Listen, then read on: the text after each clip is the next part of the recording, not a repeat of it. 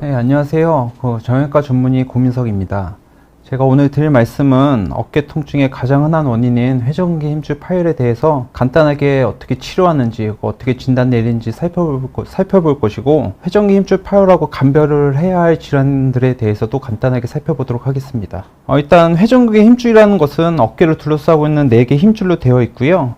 앞쪽으로는 견갑하관이라는 힘줄이 존재해서 어깨를 안쪽으로 돌리는 내회전을 담당을 합니다. 위쪽으로는 극상권이라는 힘줄이 존재해서 어깨를 거상하는 데 관여를 하고요. 뒤쪽으로는 극하권과 서원권이라는 2개의 힘줄이 있어서 어깨를 바깥으로 돌려주는 외회전의 힘줄을 담당합니다.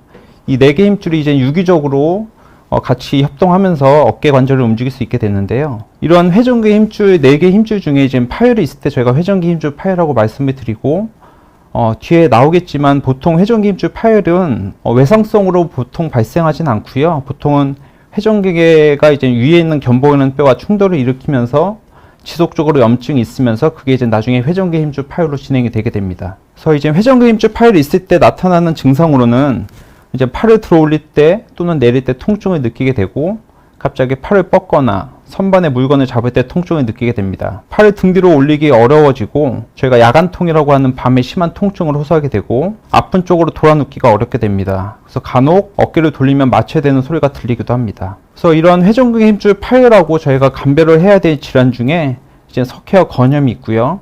그 다음에 오십견이라고 우리가 얘기하는 동결견, 그 다음에 경관절 충돌증후군, 흔히 우리가 이제 근육통이라고 얘기하는 경관절 근막염도 저희가 감별을 해야 될 질환 중에 하나라고 할 수 있습니다.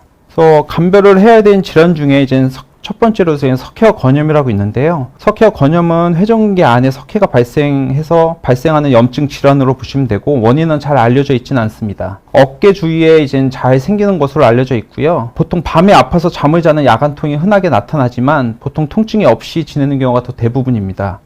그래서 석회와 건염 같은 경우에는 엑스레이 상으로도 이렇게 석회 조각이 보이기 때문에 엑스레이 상으로 감별 진단을 바로 할 수 있고요. 보통 석회와 건염 같은 경우에는 보존적인 치료, 예를 들어서 약물 치료라든지 물리 치료 또는 주사 치료 같은 보존적인 치료로 많이 좋아지는 양상을 보이기 때문에 초기부터 바로 수적인 치료를 시행하지는 않고요. 이렇게 보존적으로 치료를 충분히 했는데도 불구하고 통증이 계속 지속될 경우에는 이제 내시경으로 석회를 제거하는 수술을 하기도 합니다. 이 오른쪽 화면 보시면 이제 내시경으로 관절 안을 들여다 봤을 때 석회가 나오는 모습을 표시해 줬는데요. 이렇게 치약 짜듯이 이렇게 석회가 나오는 모습을 관찰할 수 있습니다. 두 번째로 이제 감별을 해야 되는 질환 중에 경관절 충돌증후군이라고 있습니다. 경관절 충돌증후군이라는 얘기는 어깨 관절 바로 위쪽으로 어깨 천정뼈라고 하는 견봉이라는 뼈가 있는데, 그 뼈 아래에 극상권이라고 하는 회전근개 힘줄 중에 하나가 부딪히면서 생기는 증상입니다. 뼈 아래에 힘줄이 들락날락 거리면서 우리가 어깨를 움직이게 되는데, 이 힘줄이 뼈랑 부딪히면서 염증을 일으키는 질환이 충돌증후군이라고 볼 수 있는데요. 정상적으로 어깨 위에 존재하는 견봉이라는 뼈가 이렇게 보이는데, 이 뼈와 힘줄이 부딪히게 되면은 아래에 있는 힘줄 모양과 같이 힘줄이 약간 해져 있는 모양을 보이게 됩니다. 경관절 충돌증후군이 있을 때 내시경으로 봤을 때 이제는 전형적인 모습인데요. 이러한 어깨 충돌증후군은 어깨 천장뼈 모양에 따라서 충돌증후군의 위험이 달라지기 때문에 이 모양을 관찰하는 것이 굉장히 중요하다고 할 수 있습니다. 저희가 이제 평평형인 모양을 봤을 때는 저희가 보통 18%, 망곡형일 경우에는 43%, 갈고리형으로 견봉이 밑으로 많이 굽어져 있을 때 39%에서 저희가 유병률이 있는데요. 이런 갈고리 모양으로 밑으로 많이 굽어져 있는 경우에는 아무래도 힘줄이 부딪히는 빈도가 더 많아지기 때문에 70%에서 회전근개 힘줄 파열이 발생하는 것으로 알려져 있어서 충돌증후군은 어깨 회전근개 힘줄 파열의 전조 단계라고 볼 수 있기 때문에 굉장히 중요하다고 할 수 있습니다. 그래서 보통 저희가 30대 때는 어깨 회전근개 힘줄 파열이 보통 진행되지는 않고요. 충돌증후군이 증상이 먼저 시작이 돼서 회전근개 내 윤활 주머니에 염증이 먼저 생기게 되고, 회전근개 내에서 이제 회전근개 염증이 발생이 되게 됩니다. 그래서 40대가 넘어가게 되면 힘줄이 부분 파열이 진행이 되고 증상이 점점 심해지는 양상을 보이게 되고, 50대 돼서는 회전근개 전층 파열, 소파열부터 진행이 돼서 나이가 들어갈수록 점점 파열의 크기는 커져서 충돌 증후군이 진행되면 회전근개 힘줄 파열이 발생하는 것이 굉장히 중요하다고 할 수 있습니다. 그 다음은 저희가 감별을 해야 되는 질환 중에 오십견이라고 있는데요. 오십견은 이제 유척성 관절막염이라고 해서 어깨 주위에 있는 관절막이 굳어 있는 것을 말씀드립니다. 어깨는 정상적으로 어느 정도 탄력성을 갖고 있어야지 우리가 어깨를 움직일 때 어느 정도 수축성이 있어야지 어깨를 움직일 때 크게 지장이 없는데, 관절을 둘러싸고 있는 막에 지속적으로 염증이 있게 되면 그 염증이 있는 관절막은 딱딱해지게 섬유화 조직으로 변하게 됩니다. 그렇게 되면 어깨의 탄력성이 많이 줄어들기 때문에 어깨를 움직일 때 통증을 느끼게 되고요. 정상적으로 내시경으로 봤을 때 관절막은 이렇게 살색 모양으로 매끈한 모양을 보여야 되는데, 관절막에 지속적으로 염증이 있게 되면 이렇게 빨갛게 울긋불긋 염증 조직이 발생이 되고, 이런 조직은 추후 섬유화 조직 반응 조직으로 남아서 어깨를 움직일 때 통증을 유발하게 됩니다. 그래서 어깨가 아플 때 오십견 증상이 있을 때 나타나는 증상으로는 밤에 일단 통증이 있고요. 아픈 쪽으로 돌아눕기도 힘들게 되고, 팔을 바깥쪽으로 돌리거나 위로 드는 것이 굉장히 힘들어집니다. 어깨가 아픈 쪽 손으로 머리를 빗거나 옷을 입고 벗기가 불편해지게 되고, 부딪히거나 다친 적이 없는데도 불구하고 팔을 조금만 움직여도 많이 통증을 느끼게 됩니다. 그래서 앞에서 이제 회전근개 힘줄 파열이 있을 때 나타나는 증상과 오십견이 있을 때 나타나는 증상 두 가지를 임상적인 증상만으로 구분하기는 굉장히 어렵습니다. 그래서 제가 아픈 기간, 그다음에 환자분의 나이, 그다음에 엑스레이 소견에 따라서 이게 단순하게 그냥 오십견만 있는 건지 아니면은 회전근개 힘줄 파열이 동반된 상태에서 오십견이 있는 건지 구분하는 것이 굉장히 중요한데요. 단순하게 오십견만 오는 경우에는 저희가 도수치료나 운동치료만으로도 많이 좋아질 수 있기 때문에 크게 문제가 되진 않지만, 어떤 1차적인 문제, 예를 들어서 회전근개 힘줄 파열하고 동반돼서 이제 오십견 증상이 같이 나타날 경우에는 그 1차적인 원인을 교정해 주지 않으면 증상이 계속 지속될 가능성이 높기 때문에 추후 이제 추가적인 정밀 검사를 통해서 어떤 1차적인 구조적인 문제가 있는 건 아닌지 구분하는 것이 굉장히 중요하다고 할 수 있습니다. 그래서 정상적으로 저희가 엑스레이를 봤을 때 요 견봉이라는 뼈하고 상완골두라는 요 뼈하고 어느 정도 간격이 유지가 되고 있어야 되는데, 예를 들어서 회전근개 힘줄 파열이 많이 의심되는 환자들은 회전근개 힘줄 자체가 위에서 이렇게 상완골두를 눌러주는 역할을 해주는데, 요 눌러주는 힘줄의 기능이 약해지게 되면 상완골두가 상방 이동하게 됩니다. 그러면 엑스레이 상으로 견봉이라는 뼈하고 상완골두와의 사이의 간격이 좁아지게 되는데, 예를 들어서 아픈 기간이 굉장히 오래됐고 그 다음에 나이가 어느 정도 고령이시고 엑스레이 상으로도 저렇게 좁아져 있는 간격이 관찰이 된다면 회전근개 힘줄 파열을 강력하게 의심을 해봐야 되기 때문에, 이때는 이제 추가적으로 정밀 검사를 해보는 것이 좋겠습니다. 그래서 회전근개 힘줄 파열의 원인으로는 이젠 아까 말씀드렸다시피 위에 견봉하는 뼈의 모양에 따라서 뼈가 많이 굽어 있으면 아무래도 힘줄이 걸리는 증상이 더 많이 생기기 때문에 그게 회전근개 힘줄 파열의 원인이 될 수 있고요. 그 다음에 급성 손상에 의해서 회전근개 힘줄 파열이 진행되기도 합니다. 많이 쓰는 직업적인 요인을 갖고 있는 경우에는 회전근개 힘줄 파열의 유병률이 더 높게 나타나고, 나이가 들수록 이제 퇴행성으로 혈류 공급이 불충분해지거나 힘줄 성분이 변화하게 되면은 회전근개 힘줄 파열로 진행이 될 수 있습니다. 그래서 이제 회전근개 힘줄 파열이 많이 의심될 경우에는 회전근개 힘줄 파열을 진단 내리기 위해서 저희가 MRI 검사를 하는데요. 제가 간혹 이제 환자분들이 오셔서 엑스레이 찍고 회전근개 힘줄 파열이 많이 의심이 되니까 추가적으로 정밀 검사를 해보자고 제가 말씀을 드리면, 엑스레이 상으로 이제 힘줄 파열이 있는지 안 보이냐고 말씀하시는 경우가 종종 있는데, 엑스레이로는 이제 힘줄 파열이 있는지 여부를 알 수 있지는 않고요. 초음파 상으로도 회전근개 힘줄 파열이 어느 정도 의심을 해볼 수는 있지만, 정확하게 힘줄 파열이 완전 파열인지 전층 파열인지 구분을 하려면 MRI가 가장 정확한 검사여서 힘줄 파열이 많이 의심될 경우에는 MRI 검사를 시행합니다. 이게 정상적인 MRI 소견으로는 여기 상완 골두 위로 덮고 있는 힘줄이 균일한 음영으로 이렇게 보이는 게 정상적인 힘줄이라면, 부분 파열 같은 경우에는 정상적으로 보이는 힘줄 음영에다가 중간에 이제 고음영으로 보이는 일부 결손 부위가 관찰이 됩니다.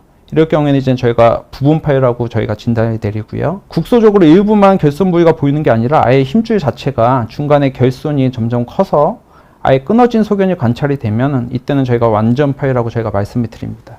그래서 저희가 이제 MRI 상으로 이제 부분 파열이냐 완전 파열이냐 구분하는 것이 굉장히 중요한데요. 부분 파열 같은 경우에는 힘줄의 전체적인 연결성이 유지는 되고 있지만 일부가 이제 힘줄이 소실된 경우 저희가 부분 파열이라고 말씀을 드리고, 전층 파열, 제가 완전 파열이라고 말씀드릴 경우에는 힘줄의 연속성이 단절이 돼서 아예 힘줄이 끊어진 상태를 저희가 전층 파열이라고 얘기를 합니다.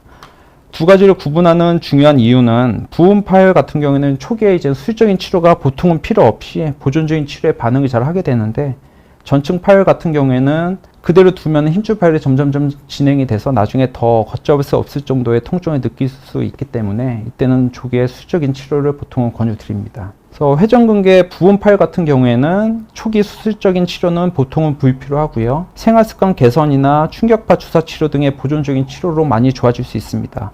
나중에 근력 운동을 통해서 회전근개 부분 파열 있는 부위는 어느 정도 보완해 줄 수 있습니다. 근데 이제 회전근개 힘줄이 이제 완전 파열까지 진행이 되게 되면 1년에 4mm씩 파열이 커진다는 통계가 보고되고 있고요. 부분 파열로 시작했어도 시간이 지나면서 점점 파열이 크게 커져서 나중에는 광범위 파열까지 이르는 경우도 종종 발생합니다. 부분 파열이랑 달리 완전 파열이 있을 경우에는 힘줄의 연속성이 단절되어 있기 때문에 점점 진행되는 양상을 보입니다. 그 힘줄이 연속성이 단절이 되게 되면 그 힘줄 사이의 유격이 점점 더 벌어지기 때문에 나중에 근위치기 동반되고 파열 크기는 점점 커져서 봉합이 어려워지는 경우도 많고요. 힘줄을 봉합하더라도 힘줄과 힘줄 사이가 많이 유격이 생긴 상태에서 꼬매게 되면 어느 정도 텐션도 많이 걸리기 때문에 재파열 빈도도 많이 올라가 있어서 조기에 수술적인 치료를 하는 게 굉장히 중요하다고 할 수 있습니다. 그러면 저희가 회전근개 힘줄이 완전 파열을 진단을 내리고 나면 이제 수술적인 치료가 필요한데요. 회전근개 힘줄이 구멍이 난 상태이기 때문에 구멍을 메꿔주는 게 이제 수술적인 치료가 되겠습니다. 그래서 예전에는 뭐 완전히 째고 수술을 하기도 했는데요. 요즘에는 째고 수술하는 경우는 흔치는 않고요. 어깨 주위에 한 3-4군데 정도 구멍을 뚫어서 내시경적으로 회전근개 힘줄 봉합술을 시행하게 됩니다. 그래서 내시경으로 들여다보면 힘줄이 이렇게 파열이 있어서 구멍이 나 있는 상태를 힘줄로 나사못을 이용해서 실로 엮어서 원래 모양으로 꼬매주는 것이 회전근개 힘줄 봉합술이 되겠습니다. 그리고 저희가 회전근개 힘줄 봉합술을 할 때 위에 견봉이라는 뼈가 있어서 그 뼈에 의해서 힘줄 봉합한 부위가 계속 문제가 될 수가 있기 때문에 위에 튀어나온 견봉이라는 벌을 이용해서 뼈를 좀 깎아줘서 평평하게 다듬어주는 수술을 보통 같이 시행합니다. 그래서 예전에는 이제 힘줄을 봉합하면 단순 봉합법이라고 힘줄과 뼈 사이를 일렬로 봉합하는 방법을 많이 사용했었습니다. 근데 예전에 초기에 단위 봉합법으로 수술한 환자들의 경과를 좀 살펴보니까 재파열 빈도도 높고 안정성이 많이 떨어지는 것으로 발견이 돼서 요즘에는 이중 브릿지 봉합법이라고 해서 파열된 힘줄을 봉합을 하고 상완골대에 나사를 삽입하고 그게 연계된 봉합사로 힘줄을 상완골대 이중으로 봉합하는 방법을 많이 사용합니다. 그래서 일렬 봉합과 브릿지 이중 봉합을 비교를 해보면 일렬 봉합은 말 그대로 힘줄과 뼈 사이를 일렬로 봉합하는 거기 때문에 뼈하고 힘줄 사이의 접촉 면적이 적어서 불안정하게 됩니다. 반대로 브릿지 이중 봉합을 하게 되면 뼈하고 힘줄 사이의 접촉 면적이 넓어지기 때문에 좀 더 안정적으로 재건할 수 있고요. 따라서 해부학적 재건 정도도 1열 봉합일 때는 불가능하지만 2열 봉합을 할 때는 가능합니다. 그러면 1열 봉합을 했을 때보다 2중으로 힘줄을 봉합하게 됐을 때 재파열 빈도도 확연히 적어지는 것이 관찰이 됐고요.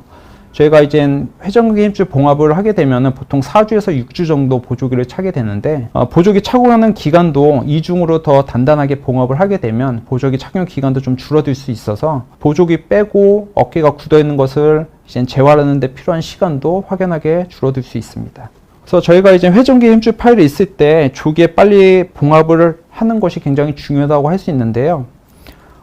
제 외래 환자 중에 어깨가 이제 한 3개월 정도 통증이 있었고 그동안 주사도 여러 번 맞았고 그다음에 보조기 치료를 충분히 했는데도 계속 통증이 있어서 저한테 내원을 했었는데 제가 이제 회전근개 힘줄 파열이 많이 의심이 돼서 MRI 검사를 해보니 보기와 같이 일부 이렇게 결손이 된 힘줄 파열이 관찰이 됐습니다. 지금 힘줄 파열이 이렇게 결손이 관찰이 돼서 제가 이제 환자분한테 보존적인 치료로 충분히 해봤기 때문에 저 결손이 있는 부위를 좀 꼬매줍시다라고 제가 수술적인 치료를 권유드렸었는데 보통의 환자들이 이제 뭐 직업도 있고 일을 해야 되는 상황에 노출되어 있으면 바로 수술을 하지 못하는 상황이 많이 생기게 돼서 이 환자 같은 경우도 이제 바로 수술을 못하고 일단 주사 맞고 자기가 이제 다시 아파지면 오겠다고 해서 이제 그 추후에는 이제 내원을 하지 않으셨다가 한 1년 정도 뒤에 팔을 거의 못 올릴 정도로 오셔서 제가 MRI 검사를 다시 해봤는데요. 그 결과 MRI 소견을 보니까 예전에 일부 힘줄이 결손되었던 부위에서 힘줄 파열이 더 진행이 돼서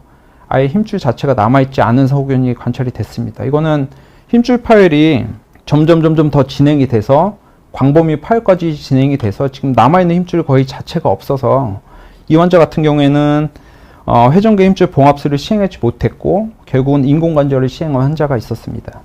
제가 드리고 싶은 말씀은 저희가 이 환자의 케이스에서처럼 초기에 회전근 힘줄 파열이 작을 경우에 간단하게 회전근 힘줄 봉합만으로도 증상이 많이 좋아질 수 있는데 그걸 간과하고 놓쳤다가 나중에 이제 광범위 회전근 힘줄 파열까지 진행이 되게 되면 남아있는 힘줄 자체가 이제 없기 때문에 힘줄을 봉합할 수도 없을 뿐더러 힘줄을 억지로 끌어서 봉합을 하게 되면 재파열 빈도가 굉장히 올라가기 때문에 그럴 경우에는 역행성 이제 경관절 치환술이라고 하는 인공관절을 시행하게 됩니다.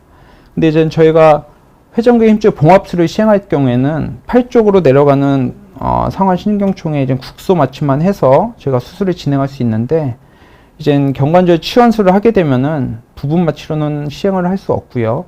전신 마취를 하게 되고 수술 시간도 내시경으로 회전근 힘줄 봉합을 하는 거와 경관절 치환술을 하는 경우에는 엄청난 차이가 나고 수술 후 회복되는 거나 재활 기간이나 예후도 엄청난 차이가 있기 때문에 적당한 시기에 치료를 받지 않으면 일이 더 커지는 것을 제가 말씀드릴 수 있겠습니다.